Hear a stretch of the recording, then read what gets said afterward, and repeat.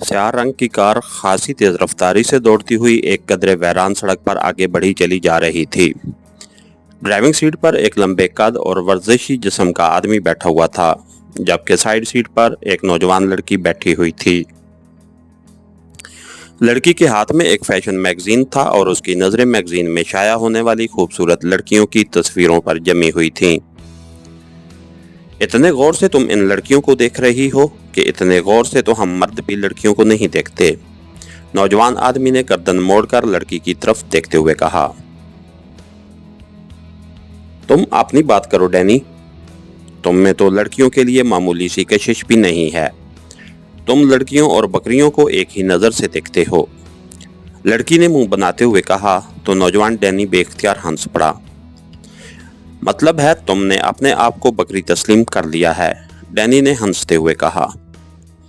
काश ऐसा होता तो शायद तुम्हारी नजरों में कोई दिलचस्पी की लहर मुझे भी दिखाई दे जाती। बिल्कुल बेकार, ठोस, बदज़ौक और न जाने कितने अल्फाज होंगे, सब साथ समझ लो, लड़की ने मुंह बनाते हुए कहा।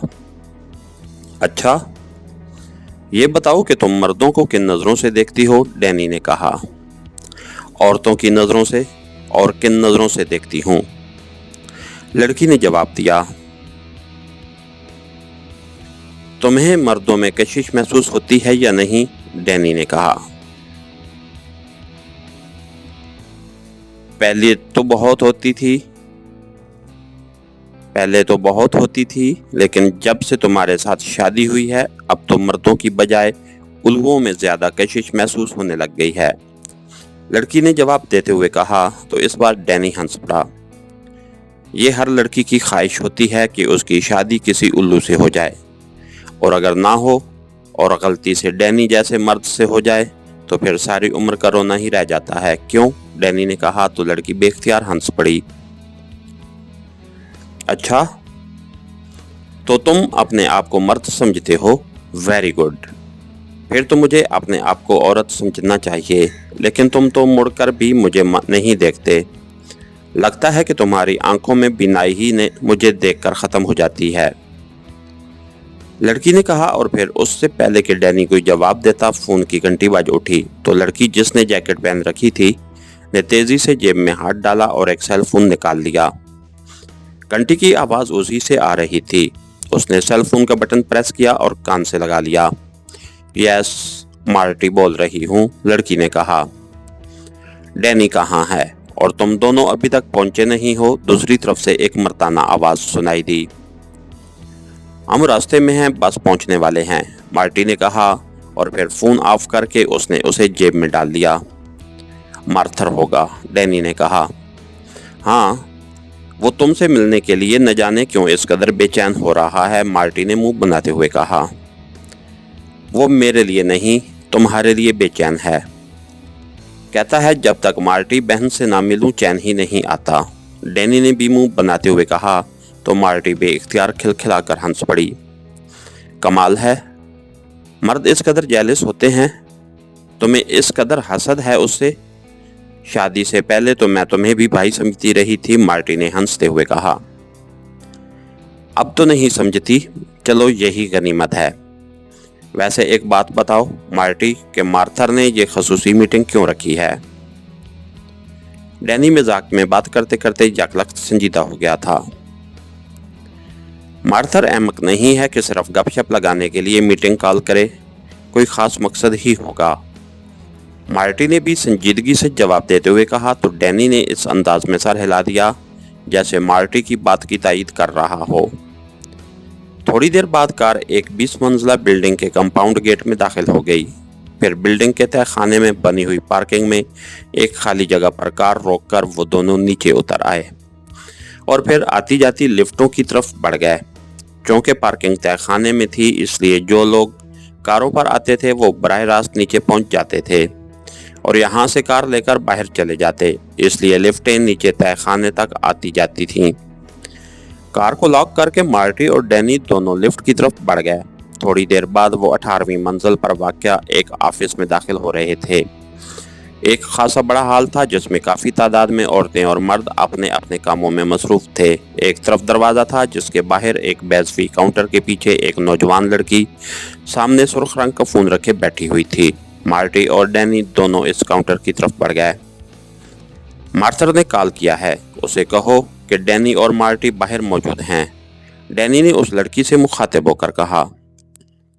ڈینی اور مارٹی نہیں بلکہ مارٹی اور ڈینی کہیں، کیونکہ لیڈیز فرسٹ کا اصول ہر جگہ لاگو ہونا چاہیے، مارٹی نے لڑکی سے کہا تو لڑکی بے اختیار ہنس پڑی۔ ویسے تو تم خواتین شانہ بشانہ کام کرنے کے دعوے کرتی رہتی ہو، لیکن لیڈیز فرسٹ کیوں، سیکنڈ کیوں نہیں؟ ڈینی نے منہ بناتے ہوئے کہا۔ میں تو مارٹی کی حمایت کروں گی کہ لیڈیز فرسٹ، لڑکی نے ہنستے ہوئے کہا، اور اس کے ساتھ ہی اس نے ریسیور اٹھا کر چند بٹن پریس کر دیے۔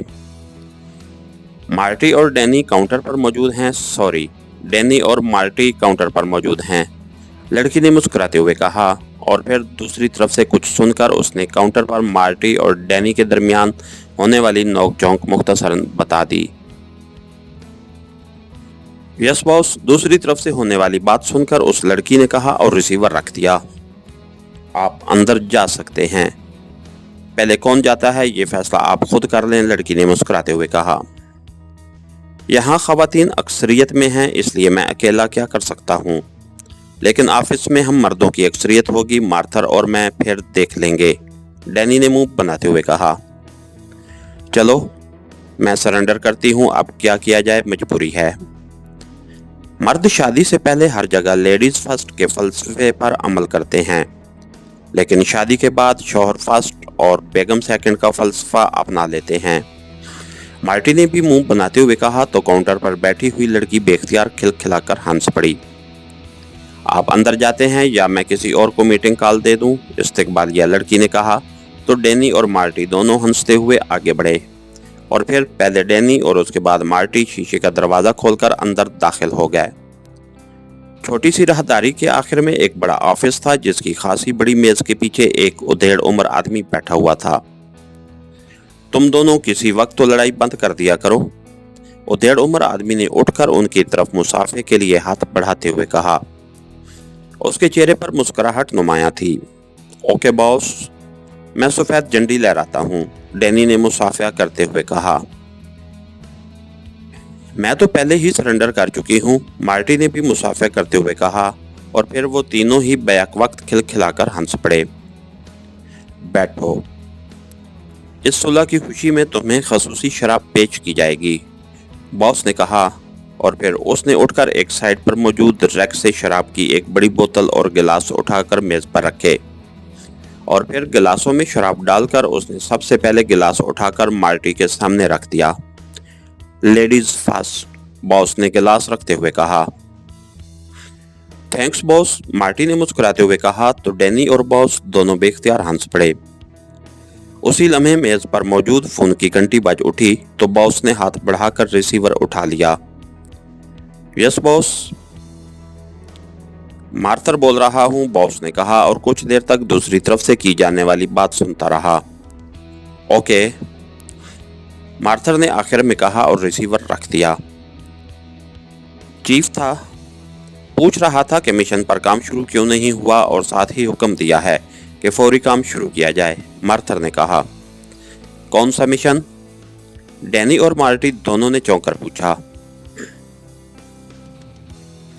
ایک بہت اہم مشن درپیش ہے، تفصیل تو فائل میں موجود ہے جو تمہیں دی جائے گی۔ مختصر طور پر بتا دیتا ہوں کہ ایک انتہائی کارآمد دھات بیریلیم ہے، یہ ایسی دھات ہے جو بہت زیادہ حرارت جذب کر سکتی ہے، حتیٰ کہ بہت ہی زیادہ حرارت یعنی 2444 درجے فارنہائٹ پر پگھلتی ہے۔ اس لیے یہ دھات میزائل سازی اور خلا میں جانے والے سیٹلائٹ میں استعمال کر کے انہیں محفوظ بنا لیا جاتا ہے، لیکن یہ دھات اس دنیا میں انتہائی نایاب ہے، اور سب سے حیران کن بات یہ ہے کہ کوئی بھی سیٹلائٹ اسے ٹریس نہیں کر سکتی۔ سیٹلائٹ کی چیکنگ ریز اس دھات کی چیک نہیں کر سکتی، البتہ اسے کوئی ماہر معدنیات مخصوص نشانیوں کی وجہ سے چیک کر سکتا ہے۔ اس کی معمولی سی مقدار بھی تصور سے بھی زیادہ رقم میں خریدی جاتی ہے۔ سپر پاورز اور بڑے ممالک میں سیٹلائٹ اور میزائل پر کام کر رہے ہیں اس دھات کو حاصل کرنے کے لیے پاگل ہو رہے ہیں، کیونکہ جس سیٹلائٹ یا میزائل میں یہ دھات استعمال کی جائے گی اسے کسی صورت بھی تباہ نہیں کیا جا سکتا۔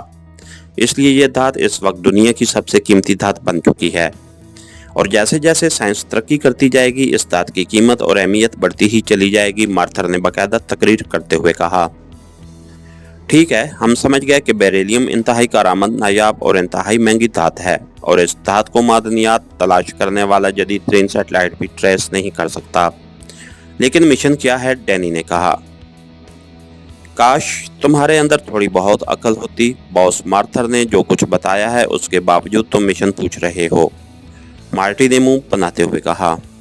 اچھا چلو، تم ضرورت سے زیادہ عقل مند ہو، تم بتا دو کہ مشن کیا ہے، ڈینی نے غصیلے لہجے میں کہا۔ ارے میرے سامنے تو نہ لڑو، میں بتاتا ہوں۔ میں تو زیادہ بولنے کی وجہ سے تھک کر خاموش ہو گیا تھا، مارتھر نے ان دونوں کے درمیان صلح کراتے ہوئے کہا۔ باس میں بتاتی ہوں، ہمارے ذمہ اب یہ مشن لگا رہے ہیں کہ ہم اس دھات کو ٹریس کریں، مارٹی نے کہا۔ واہ، اسے کہتے ہیں عقل مندی، کیا بات کی ہے، ڈینی نے ہنستے ہوئے کہا۔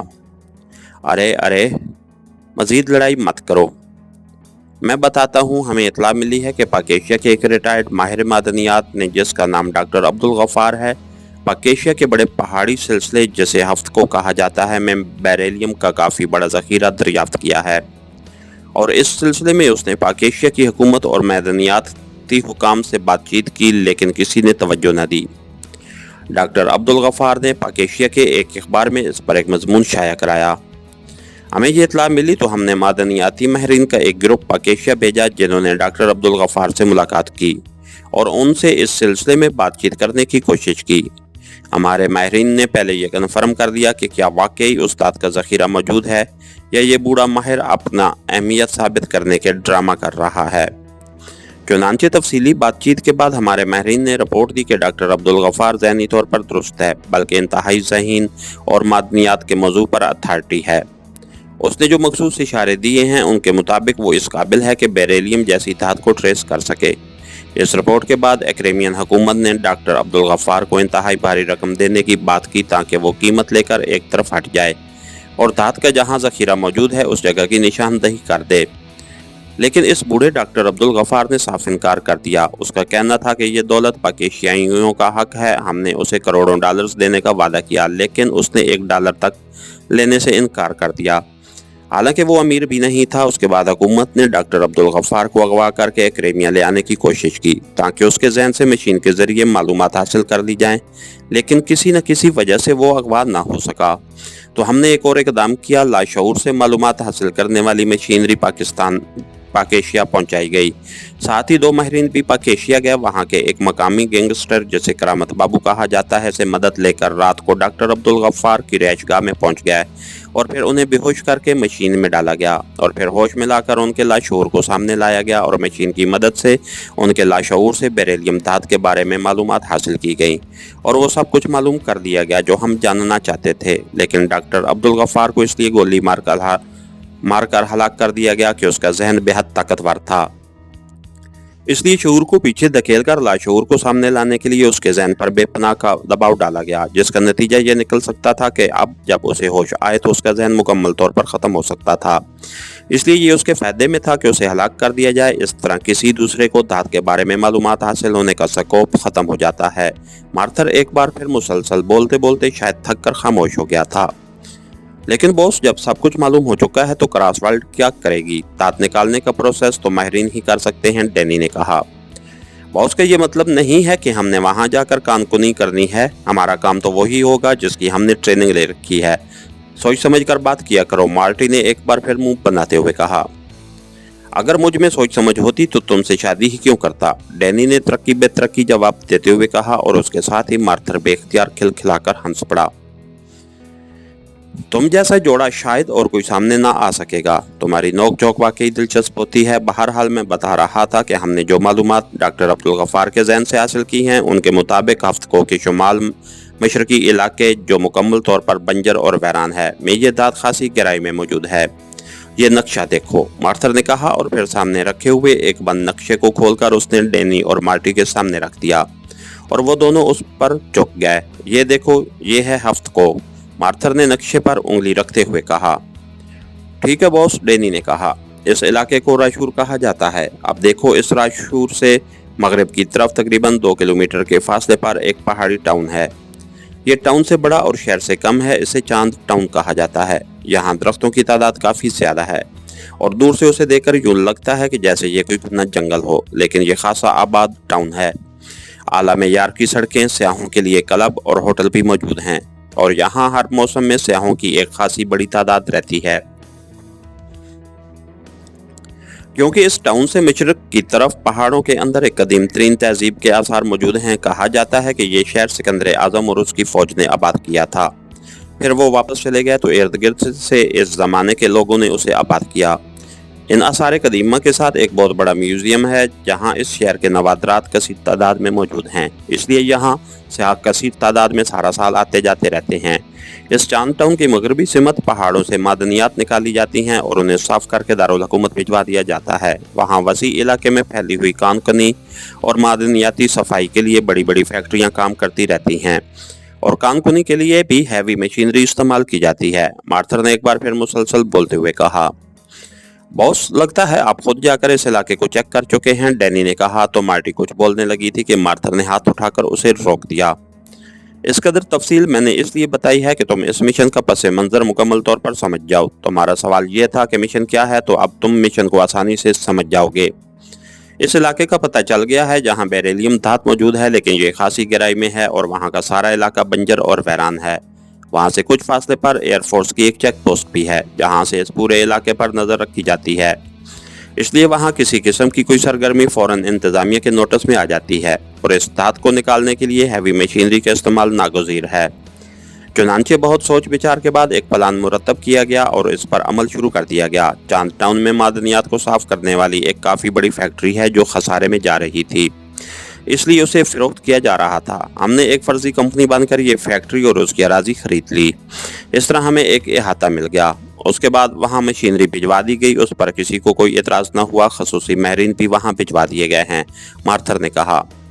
लेकिन आप तो कह रहे थे कि धाती इलाका वहाँ से 2 किलोमीटर दूर है और वहाँ कोई सरगर्मी नज़रों से छुप नहीं सकती। फिर चांद टाउन में हम क्या करेंगे, डैनी ने कहा। असल बात तो अब बता रहा हूँ, तुम यकीनन ये सुनकर हैरान होगे कि हुकूमत ने फैसला किया है कि चांद टाउन के इस फैक्ट्री एरिया से पहाड़ों के अंदर ही अंदर 2 किलोमीटर लंबी और खासी चौड़ी सुरंग तैयार की जाएगी। ऐसी सुरंग जिसे बाहर से ना देखा जा सकेगा। इस सुरंग को गहराई में ले जाकर बेरिलियम एरिया तक ले जाया जाए, जिसे हम सहूलत के लिए बी एरिया भी कह सकते हैं, और फिर खसूसी मशीनरी के जरिए बेरिलियम को वहाँ से निकाल कर उस सुरंग के जरिए अहाते में पहुँचाया जाएगा और फिर वहाँ इस धात के मखसूस बॉक्स दारुल हुकूमत में एक्रेमिया के सफारत खाने में पहुँचाए जाएंगे। फिर एक्रेमिया के सफ़ीर इन बॉक्सेस को एक्रेमिया पहुँचा देंगे। इस तरह खामोशी से तमाम धात एक्रेमिया मुंतकिल कर दी जाएगी। मार्थर ने पहले की तरह एक बार फिर तफसील से बात करते हुए कहा। लेकिन बॉस, इस सारे सेटअप में क्रॉसवर्ल्ड की कहाँ जगह बनेगी, इस बार मार्टी ने कदरे हैरत भरे लहजे में कहा। सारा काम तो महरीन ने करना है। वैसे सेटअप बेहद शानदार है और यकीनन कामयाब रहेगा, डैनी ने कहा। तुम दोनों कितने अरसा तक काफिरिस्तान और पाक एशिया में काम करते रहे हो, मार्थर ने उनके सवालों का जवाब देने की बजाय उल्टा उनसे सवाल कर दिया। पाक एशिया में तो हम सिर्फ 6 माह रहे हैं, लेकिन काफिरिस्तान में हमने 2 साल गुजारे हैं, डैनी ने जवाब दिया। तुम्हारी इन्हीं खसूसियात की वजह से तुम्हें इस मिशन पर भेजा जा रहा है। तुम दोनों ने इस फैक्ट्री का चार्ज संभालना है और तुम्हारे सेक्शन के अफराद फैक्ट्री की इस अंदाज में निगरानी करेंगे कि कोई गैर मुतलका आदमी किसी भी सूरत में सुरंग तक ना पहुंच सके। लेकिन तुमने आज खुद किसी को नहीं छेड़ना। जब यह धात एक्रेमिया पहुंच जाएगी तो तुम्हें भी वापस बुला लिया जाएगा, मार्थर ने कहा। मतलब है कि हमने इस फैक्ट्री की सिक्योरिटी का फरीजा सर अंजाम देना है, डैनी ने कहा। हाँ, और ये भी सुन लो कि वैसे तो इमरान और पाक एशिया सीक्रेट सर्विस का इस मामले से कोई ताल्लुक नहीं बनता, क्योंकि डॉक्टर अब्दुल गफ्फार को दारुल हुकूमत में हलाक नहीं किया गया, बल्कि करीमपुरा में ये सारा खेल खेला गया है, क्योंकि डॉक्टर अब्दुल गफ्फार करीमपुरा में रिहाइश पजीर था और हमें यकीन है कि किसी को कानो कान खबर ना होगी। लेकिन इस इमरान की ये खसूसियत बैनुल अक़वामी तौर पर तस्लीम की जाती है कि उसे नामालूम अंदाज में इतला मिल जाती है, मार्थर ने कहा। तो फिर इस इमरान का खात्मा क्यों न कर दिया जाए ताकि न रहे बांस और न बजे बांसुरी, डैनी ने कहा तो मार्थर बेख्तियार हंस पड़ा। तुम्हारा मतलब है कि तुम देखते भालते आतिशफिशां के आग उगलते हुए दहाने में छलांग लगाना चाहते हो, मार्थर ने कहा। क्या मतलब बॉस, मैं समझा नहीं, डैनी ने कहा। इमरान पर अब तक बिला मुबालगा हजारों नहीं तो सैकड़ों बार हमले हुए होंगे। कई बार वो शदीद जख्मी हुआ, लेकिन न जाने उसके अंदर किस कदर ताकतवर कुव्वत मदाफियत है कि हर बार बच जाता है, और फिर हमला करने वाले खुद ही नीस्तु नाबूद हो जाते हैं। अगर तुमने उस पर हमला किया और वो बच गया तो फिर वो तुम्हारे जरिए ही इस दाद तक पहुंच जाएगा, इसलिए ये बात ही जहन से निकाल दो, मार्थर ने कहा। इस दाद को मुकम्मल तौर पर निकालने के लिए कितना अरसा चाहिए, डैनी ने पूछा। अभी कुछ नहीं कहा जा सकता, अभी तो वहां सुरंग की खुदाई हो रही है। दाद तक पहुंचने के बाद आलात की मदद से ये मालूम किया जा सकेगा कि वहां कितनी मिकदार में दाद मौजूद है, मार्थर ने जवाब देते हुए कहा। बॉस, आप कह रहे हैं कि वो पहाड़ी इलाका है, उसके बावजूद आप कह रहे हैं कि वहां सुरंग खोदी जा रही है, और वो भी 2 किलोमीटर लंबी। ये कैसे मुमकिन है कि पहाड़ों की सख्त चट्टानों में सुरंग इस तरह खोदी जाए कि ऊपर से किसी को मालूम ही ना हो सके, मार्टी ने कहा तो बॉस बेख्तियार मुस्कुरा दिया। पहाड़ी इलाके में सुरंग ऐसे नहीं खोदी जाती जैसे मैदानी इलाके में खोदी जाती है। यहाँ पहले सीधी गहराई में सुरंग लगाई जाती है, फिर काफ़ी गहराई में उसे सीधा आगे बढ़ाया जाता है, और अब ऐसे हालात बन चुके हैं कि ये बज़ाहिर नामुमकिन काम आसानी से और बहुत जल्द मुकम्मल किया जा सकता है।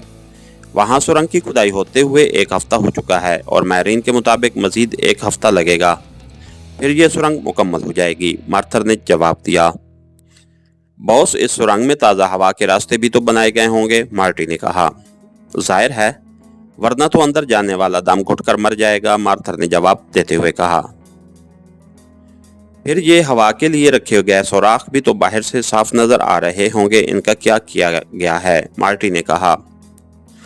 उन्हें इस अंदाज में बनाया गया है कि जब तक किसी को खसूसी तौर पर इल्म ना हो वैसे कोई नहीं जान सकता, मार्थर ने जवाब देते हुए कहा। बॉस, एक बात की वजाहत कर दें, डैनी ने कहा तो मार्थर ने इस बात में सर हिला दिया। फैक्ट्री में कितने लोग मकामी होंगे, उनकी मौजूदगी में सुरंग खोदी जाने से तो सबको इल्म हो गया होगा, और सुरंग खासी चौड़ी होगी, तो वहां से निकलने वाले पत्थर वगैरह कहाँ फेंके जा रहे होंगे, डैनी ने कहा। वो पहाड़ी इलाका है, इसलिए सुरंग से निकलने वाले पत्थरों को नशेब में फेंक दिया जाता है। वहाँ वो कुदरती तौर पर खुद ही एडजस्ट हो जाते हैं। रही उन अफराद की बात, तो हमारे वाली फैक्ट्री में तमाम तर लेबर गैर मुल्की रखी गई है, और ये सुरंग इस अंदाज में खोदी जा रही है कि वैसे अगर कोई फैक्ट्री में राउंड लगाए तो उसे तब भी इस सुरंग का इल्म ना हो सके, मार्थर ने जवाब दिया। बॉस, धात के बॉक्सेस दारुल हुकूमत तक पहुंचने के दरमियान चेक भी हो सकते हैं, मार्टी ने कहा। नहीं, वहां ऐसी कोई चेक पोस्ट नहीं है जो धातों को चेक करती हो, अलबत्ता वहां मनशियात की चेकिंग होती है और बस, मार्थर ने जवाब दिया। ठीक है बॉस, हम इस मिशन के लिए तैयार हैं, डैनी ने कहा। तुम बस तैयार रहना, जैसे ही सुरंग मुकम्मल होगी मैं तुम्हें काशन दे दूंगा और तुम्हें यहाँ से रवाना हो जाना, मार्थर ने कहा। क्या ये बेहतर नहीं होगा कि हम अभी यहाँ से रवाना हो जाएं, दारुल हुकूमत में 2-4 दिन गुजारें, फिर करीमपुरा जाकर 1-2 रोज़ वहाँ गुजारें, और फिर जब सुरंग मुकम्मल हो जाए तो आप हमें बता दें और हम फैक्ट्री पहुँच जाएं, और फिर वहाँ के हालात देखकर अपने सेक्शन के मजीद अफराद को वहाँ बराह रास्त कॉल कर लें, डैनी ने कहा। ये मिशन अब तुम्हारा है, मैंने तुम्हें तफसील बता दी है। अब क्या करना है और क्या नहीं, ये फैसला तुमने करना है। अलबत्ता फैक्ट्री इंचार्ज इंजीनियर स्मिथ को तुम्हारे बारे में बता दिया जाएगा, और जब तुम वहां पहुंचोगे तो स्मिथ तुमसे मुकम्मल ताउन करेगा, मार्थर ने जवाब दिया।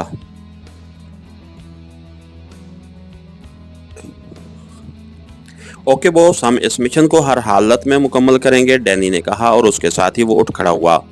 उसके उठते ही मार्टी भी उठ खड़ी हुई, और फिर दोनों ने मार्थर को सलाम किया और मुड़कर बैरूनी दरवाजे की तरफ बढ़ गए। इसके साथ ही हमारी आज के एपिसोड का इख्तिताम हुआ। कहानीकार चैनल को लाइक कीजिए, सब्सक्राइब कीजिए और बेल आइकन को प्रेस कर दीजिए ताकि हर आने वाली नई वीडियो आप तक बर वक्त पहुँच सके। शुक्रिया।